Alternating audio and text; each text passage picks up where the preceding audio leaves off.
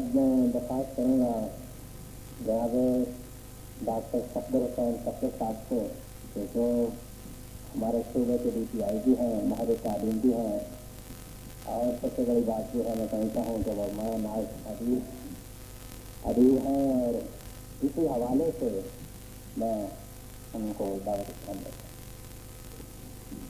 محترم ڈاکٹر وزیر اعظم صاحب، جناب خان دانش صاحب اور دیگر محترم حاضرین،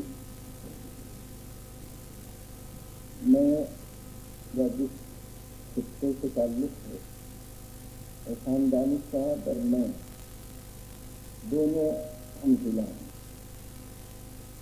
ہمارے ضلع سے تقریباً 34 میل کے فاصلے پر میرٹھ شہر واقع تھا، جو ہمارے ضلع کی کمشنری کرواتا تھا۔ 1928 عیسوی میں میں انگریزی تعلیم کے لیے میرٹھ بھیجا گیا۔ ابتدائی تعلیم پہلے میں نے گھر تک اپنے عزیزوں کے لیے سیکھی اور پھر اس کے بعد اسکول میں داخل ہوا۔ بالکل وہی زمانہ تھا جب مجھے کچھ شاعری کا شوق سننے کی حد تک پیدا ہوا، کیونکہ ہم دونوں احسان صاحب بھی میں دیہات کے رہنے والے ہیں۔ شہر میں آ کر پھر ہم نے ایک ترغیب پیدا ہوئی شعر و ادب کے لیے۔ احسان دانش صاحب کو اپنی کہانی الگ رکھتے ہیں، لیکن میرا تعلق میرٹھ سے 1928 عیسوی میں قائم ہوا اور 1945 تک سے باقاعدہ اور لکھ رہا۔ اور اس طرح وہ میرٹھ کا فاصلہ دلی سے 40 میل تھا، اور میرٹھ کو غضب کی وجہ سے بڑی اہم مقام کی حیثیت رکھتا تھا۔ تو میرٹھ میں 4-5 تحصیلیں تھیں، خود میرٹھ کی ایک مولانا، ایک سرگنا، ایک غازی آباد اور ایک ہاپوڑ۔ یہ غازی آباد اور ہاپوڑ کے دلی سے زیادہ پر نصیب تھا، اسی مناسبت سے ان کے یہاں شعر و ادب کے اندر ذرا تازگی اور تحصیلوں کے مقابلے میں جو ادب تھی۔ اور یہاں غازی آباد میں ایک زمانہ ایسا تھا کہ ریلوے کے جنکشن ہونے کی وجہ سے اور مین لائن پر ہونے کی وجہ سے ریلوے ڈپارٹمنٹ کے بعض سوارا جن میں نجم آفندی اور میجر اکبر آبادی قسم کے لوگ زیادہ نصیب تھے، اور یہ غازی آباد دلی سے 10 میل کے فاصلے تک تھا۔ یعنی اگر دلی سے گاڑی چھوٹے تو تقریباً 5-10 منٹ میں غازی آباد پہنچ جاتی۔ پہلے مشاعرے کا سلسلہ غازی آباد میں، آل انڈیا مشاعروں کا سلسلہ غازی آباد میں شروع ہوا، اور غازی آباد اور ہاپوڑ میں بھی فاصلہ تقریباً 30 میل کا تھا۔ اس کا اثر طالباً ہاپوڑ نے قبول کیا۔ تو یہاں اس نئی صدی کے مشاعرے غازی آباد اور ہاپوڑ دونوں میں بہت بڑی تعداد میں ہوتے۔ میں نے ہاپوڑ کو تقریباً 44 میں مجھے سعادت نصیب ہوئی اس شہر میں کچھ وقت کے لیے رہنے کی۔ تو میں وہاں کے مہذب لوگوں سے، وہاں کے علم دوست حضرات سے اور وہاں کے مختلف نوعیت کے دلچسپی رکھنے والے لوگوں سے میری ملاقات کی۔ یہی وہ زمانہ تھا کہ میرٹھ یہ ہاپوڑ کے 2-4 مشاعرے بھی۔ وہاں ایک بہت اچھا دیوان خانہ تھا، وہ سید آل حسن صاحب اکبری کہلاتے تھے۔ سید جہانگیر اختر سمنانی نام کے ایک بڑے بزرگ صوفی ہوئے ہیں، کئی صدی پہلے ان سے وہ بیعت تھے۔ تو ان کے یہاں ایک قوالی کی محفل ہر مہینے ہوتی اور ایک ادب مشاعرہ بھی ہوتا تھا۔ تو وہ مشاعرہ سننے کا اتفاق ہوا، کیونکہ دلی وہاں سے قریب تھا، اس لیے دلی سے غازی آباد سے اور میرٹھ سے بعض سوارا وہاں جمع ہو جاتے تھے۔ یہ ہاپوڑ ایک ایسا مقام ہے جہاں آپ کو معلوم ہے بابا عرفی اسی علاقے کے رہنے والے تھے، اور آپ کے انتظار حسین صاحب یہ مقصد کے جو طالب نگار ہیں، مشہور ادیب ہیں ہمارے، افسانہ نگار بھی، گانا نگار بھی، نقاد بھی، یہ بھی خاص ہاپوڑ کے رہنے والے ہیں۔ اور ان کے ہم جماعت اور دوست یا اب تک دوست ہیں پنڈت ریوتی شرن شرما ان کا نام تھا۔ وہ ان کے اسکول میں بھی ہم جماعت تھے اور کالج میں بھی ہم جماعت رہے۔ وہ بھی افسانہ نگار ڈرامہ نگار، یہ بھی افسانہ نگار ڈرامہ نگار، ریشمی سرن شرما کرشن چندر کی بہن سے ان کی شادی ہوئی، تو مشہور آدمی ہے۔ تو غرض یہ کہ میں آپ کو بیک گراؤنڈ سے بتا رہا تھا کہ خاتون کے شہر کی ایک ایسی ملی جلی سی فضا ہے کہ آپ کے بزرگ افضل حاتمی صاحب جو ہیں یہ 1875 عیسوی میں 1885 عیسوی میں پیدا ہوئے، یہ غزل سے غالباً 28 برس بعد پیدا، اور وہ پچھلی صدی ختم ہونے سے 15 سال پیدا ہوئی، یہ عمر میں جوش ملی آبادی کے 9 سال بڑے تھے۔ تو یہ ایسے زمانے میں پیدا ہوئے 1885 میں جب کہ تحریک سیاسی ہماری بحث رہی تھی، اور وہ 1870 عیسوی میں مولانا محمد حسین آزاد نئی مجلس کا آغاز کر چکے تھے، حالی نئے انداز کی شاعری کی طرف مائل ہو چکے تھے۔ سر سید اور ان کے رفقا نے ادب اور سماجی تحریکوں کے ذریعے سے ہمیں نیا الفت، ہمیں نیا ذہن دینا شروع کر دیا تھا، لیکن پچھلی تہذیب سے جو پروردہ شعراء اور ادیب تھے وہ اپنی تہذیب سے ہٹ نہیں سکتے تھے اور نئی باتوں کو قبول نہیں کر سکتے تھے۔ بالکل یہی تصادم آپ کو سر سید اور اکبر کی تحریکوں میں ملتا ہے کہ سر سید آگے قدم بڑھانے کی کوشش کرتے ہیں، نئی تہذیب کے ساتھ دینے کی، اکبر الہ آبادی اس کے برخلاف، اس کا رد عمل ہے، اور یہ عمل رد عمل زندگی میں ترقی کے لیے بہت ضروری ہوتا ہے، ورنہ اگر یہ نہ ہو تو آدمی بے راہ رو ہوگا۔ تو ہر دور میں ایسی قوتیں موجود ہوتی ہیں سیاسی اور ادبی اور تاریخی اعتبار سے جو ایک صحیح طور پر جذبات کی رو کو روکتی ہیں اور پھر ایک نیا راستہ سجانے کی کوشش کرتی ہے۔ تو تقریباً ہمارے افضل حاتمی صاحب، جیسا میں نے کہا کہ نئی صدی 19 میں شروع ہوئی تب وہ 15 سال کی عمر تھے۔ یہ وہ زمانہ تھا کہ سب سید یہ حالی اپنی مصدق پیش کر چکے تھے، محمد حسین آزاد نے جدید مشاعروں کی اور جدید نظموں کی طرح ڈالی تھی لاہور میں، اور علامہ اقبال بھی شناخت ہو چکے تھے، اور ہماری سیاسی اور ادبی زندگی میں حب الوطنی کے جذبات اور مناظر فطرت سے محبت کے جذبات جو حب الوطنی ہی کی ایک شکل تھے وہ پیدا ہو چکے تھے۔ سرور جہان آبادی نام کے ایک آدمی نظم نگاری میں آ چکے تھے، لیکن میں جیسے سنت 28 میں میرٹھ میں گیا تو ہر گلی کوچے سے غزل کی آواز آتی تھی، اس میں قوائفیں بھی غزل جاتی تھی، اس میں مردانہ قوالیوں میں بھی غزل گائی جاتی تھی، اس میں ٹانگے والے اور رکشے والے بھی غزل کا شوق رکھتے تھے، اس میں کلی بھی نسبے کرتے تھے، اس میں بڑی بڑی تقریریں کے اندر بڑے بڑے آدمی اشعار کے ذریعے سے اپنی گفتگو اور اپنی تقریر جو تھی اس میں حکم پیدا کرتے تھے۔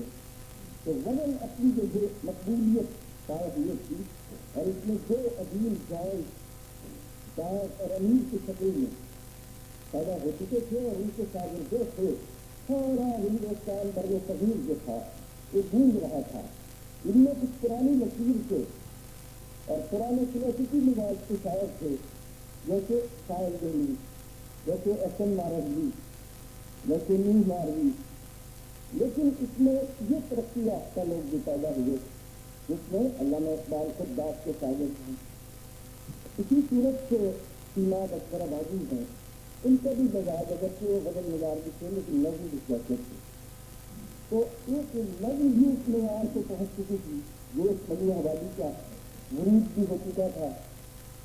تو ایسی فضا میں ہمارے افضل صاحب نے شاعری شروع کی، لیکن غالباً تعلیمی ان کی مشرقی انداز کی بیشتر تھی، ان کے والد حکیم تھے، ان کا خاندان حکومت کا خاندان تھا، انہوں نے تعلیم بھی اسی انداز کی پائی تھی، اس لیے وہ زیادہ دور سیاسی نظر سے تو نہ دیکھ سکے، لیکن جب مسلم لیگ میں بیداری پیدا ہوئی تو پھر عام ایک مسلمانوں میں شعور پیدا ہوا، اور جس دیوان خانے کا میں ذکر کر رہا ہوں آل حسن صاحب کا، اسی دیوان خانے میں سینکڑوں مسلم لیگ کی تقاریر ہوئی، اور یہ آل حسن بڑے پائے سے مسلم لیگ کے عہدیدار تھے، یعنی غالباً اس ضلع کے جنرل سیکرٹری یا صدر کے صدر کے ضلعی صدر تھے آل حسن صاحب، بڑے معزز شائستہ آدمی تھے۔ تو ان کے یہاں سیاسی تقاریب بھی ہوتی تھی. یہ جن بزرگ کو آپ بلے صاحب اور فخر الدین بلے صاحب کہتے ہیں، یہ نئی جماعت میں پڑھتے تھے، دلی تک کے حاجی یہاں سے یہاں تک بٹن اسٹمپ لگے ہوئے اور کرسی ٹوپی ہوتے اور کھیلا یہاں پڑا ہوتا. یہ اسلام کے دو آدمی تھے، فخر الدین بلے صاحب اور ایک بلے صاحب کہلاتے تھے، وہ بھی علیہ سبھی کے بیٹے تھے. وہ بلے صاحب جو ہیں وہ تو قسم کا یہ کہیں ہے نہیں ہے کہاں یہ آپ کے وہاں پہنچ گئے. حیدرآباد میں ہے، حیدرآباد سندھ میں ہے، ٹھیک یاد آیا. لوگ غالباً ہائی کورٹ کے جج تک پہنچے جلدی ہی. تو یہ دونوں بچے نئی جماعت کے طالب علم تھے اس زمانے میں.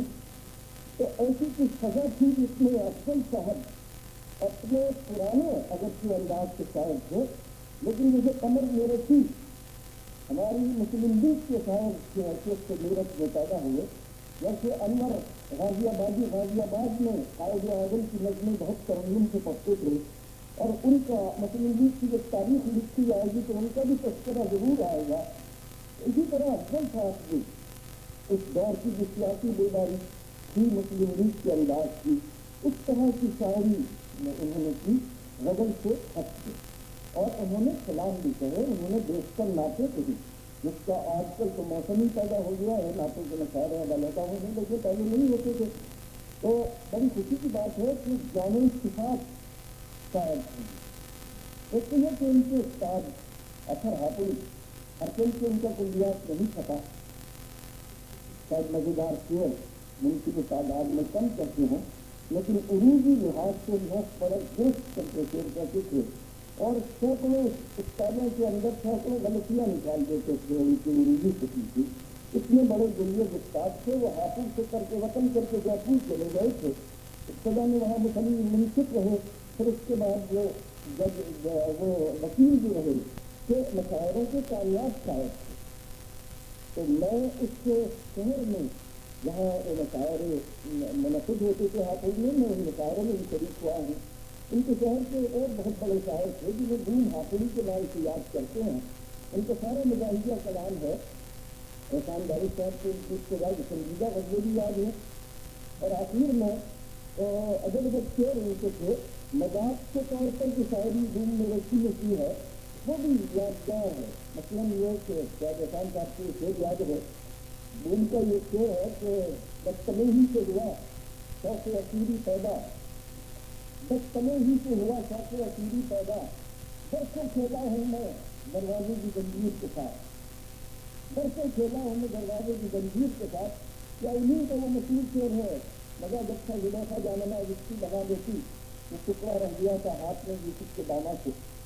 یا انہیں کا وہ شعر ہے کہ آپ اسے حکم نہیں ہے کہ وہ اختاروں میں کون ہمارے بہتتے ہوئے اندھاروں میں. یہ فضا تھی اس خاطر شہر کی جہاں سے ان بزرگ کا تعلق تھا. جنہیں افضل حافظ کہتے ہیں. حسن کے مجھے اب ان کے خط و خال یاد نہیں ہے اور یہ بھی یاد نہیں کہ کس مشاعرے میں انہوں نے کتنا کلام پڑھا تھا، لیکن یہ یاد ساتھ اتنا ضرور دیتی ہے کہ شعر سے معقول و مشہور شعراء میں ان کا شمار ہوتا تھا. اور اگرچہ اس میں انہوں نے شاگردوں میں تو انہوں نے بوم حافظ کا نام بھی لیا ہے، تو معلوم نہیں وہ بوم حافظ جہاں تک ان کے شاگرد تھے کیونکہ استاد بوم میں یہ بات کبھی نہیں تھی. تو 14-15 دیوانے جو مصنف ہیں اور میں نے ان کے دیوان استاد بوم حافظ کے بھی جمع کیے ہوئے ہیں اور کبھی وقت یہ بنا تو ان کا انتخاب میں چھاپوں گا. تو اگر بوم حافظ ان کے شاگردوں میں بڑے خصوصی شاعر تھے وہ کہ نگاہ میں بھی ان کے ایسے شاگرد ہیں اور سنجیدہ کلام میں بھی، جیسے کہ ابھی آپ نے حمید صاحب کا مقالہ سنا تو عجیب و غریب شخصیت کے آدمی تھے وہ، اور انہوں نے ثابت کر دیا کہ شاعر جو ہے یہ کام نہ کرنے والے اور کام سے جی اڑانے والے لوگ نہیں ہیں. شاعروں کے مطابق یہی محسوس تھا نا، یہاں کھڑے چائے پی لی، وہاں بیٹھے چائے پی لی، گھر والی انتظار ہی کرتی ہے صبح کو 4 بجے کہیں واپس آ گئے کوئی کے کسی ہوٹل سے ہمارے رائے پنڈی میں 70 کا ایک ہوٹل چلا تھا. وہاں سارے شاعر جمع ہوتے تھے. وہاں ایک ایسا بھی ہوٹل تھا جہاں شاعروں کے لیے رات بھر کھلا رہتا تھا. اب لیکن ایسا وقت زندگی اتنی مہلت نہیں دیتی کہ آدمی اس طرح آئے گا ہو. عرض یہ ہے کہ شاعروں سے یہ باتیں منسوخ تھی، لیکن افضل صاحب نے آپ کے اس شہر میں یہ ثابت کر دیا کہ شاعر کو کوئی عذر نہیں ہوتا، قیادت کے باوجود اور شاعری کے باوجود انہوں نے وہ مجبوری کر کے اس شہر میں دکھائی اور اس طرح زندگی گزار کے دکھائی کہ یہ ہمارے لیے قابل تقلید ہے کہ اگر شاید اس کردار کے لوگ ہوتے ہیں، اگر اس قیادت کی نسل کس انداز کی بھی ہوتی ہے تو یہ قابل تعریف بات ہے۔ بڑے سعادت مند ان کے بیٹے ہیں جنہوں نے تقریر سر انجام دی، بڑے سعادت مند وہ بیٹے ہیں جنہوں نے اس کا کلام منتخب کلام کو ایک جگہ جمع کر کے 350 صفحے پر آپ کے خوبصورت کتاب جو خوبصورت خاصیوں کے ساتھ چھپی ہوئی ہے، میں مصنف کی تصویر اور اس صنعت سے، یہ صنعت بہت کم ملتی ہے لوگوں کو جانشینی کی، ڈاک کی جانشینی کے سلسلے میں بڑے بڑے جھگڑے ہیں کہ کسے ڈاک کا جانشین مانے۔ ڈاک کے مطابق شاگردوں نے اپنے آپ کو جانشین ڈاک بتایا تھا، الحمد للہ سے یہاں اثر ہاتھوڑی کی جانشینی کے سلسلے سے کوئی دوسری آواز سننے میں نہیں آئی۔ یہ پہلی اور آخری آواز ہے کہ یہ اس فنکار کے جانشین سے اور انہیں حق پہنچتا ہے اپنے استاد کے خلیفہ اور جانشین ہونے کا۔ یہ عبدالحاقی صاحب کا کلام اور غور سے سنجیدگی سے اگر پڑھنے کا وقت ملا اور موقع ملا تو انشاءاللہ کچھ لکھنے کی بھی کوشش کی جائے گی۔ مسائل ایسے ہو گئے ہیں کہ زندگی میں اب فرصتیں نہیں ہوتی، تو بظاہر تو آدمی سب کے خطے معلوم ہوتے ہیں لیکن اندر ایک طوفان کیے ہوئے ایک نشر بتا ہے۔ غالب کے زمانے میں جو کہا تھا نا ہے آدمی بجائے خود ایک نشر خیال، کہاں تو میں نے شاعرانہ ہی بات کی، غالب نے نشر خیال کی، اصل نشر تو اب ہے۔ یعنی اگر کسی لائن میں لگ جائیں آپ، مثلاً راشن لینے کے لیے، مثلاً مچھلی کا تیل لینے کے لیے، مثلاً جو کہ آپ غذا لینے کے لیے انڈیا جائیں تو رات کے بستر نہیں کوٹھی کے باہر لگانا پڑتا ہے۔ یہ دقتیں جو ہیں ان کا اندازہ ہمارے دوستوں کو نہیں ہے، بہت آسان سمجھتے ہیں کہ جب جینا ہے جتنا جینا ہے جسری آئے لکھا لیا، ایسا نہیں ہے۔ فرصت ملے گی تو انشاءاللہ ان سارے بزرگوں کی خدمت کا انجام دی جائے گی جن کا ہم لوگوں پر حق ہے، جو ہمارے اسلاف میں سے ہیں، جو ہمارے بزرگوں میں سے ہیں۔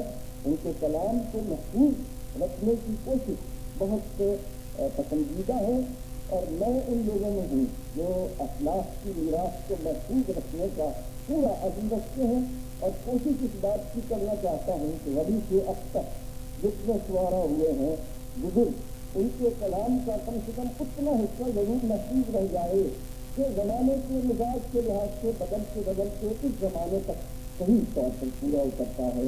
تو انشاءاللہ میں وہ خدمت پر انجام دوں گا۔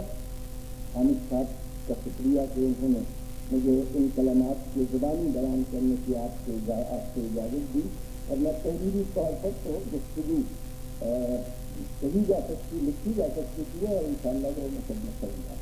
اور بہت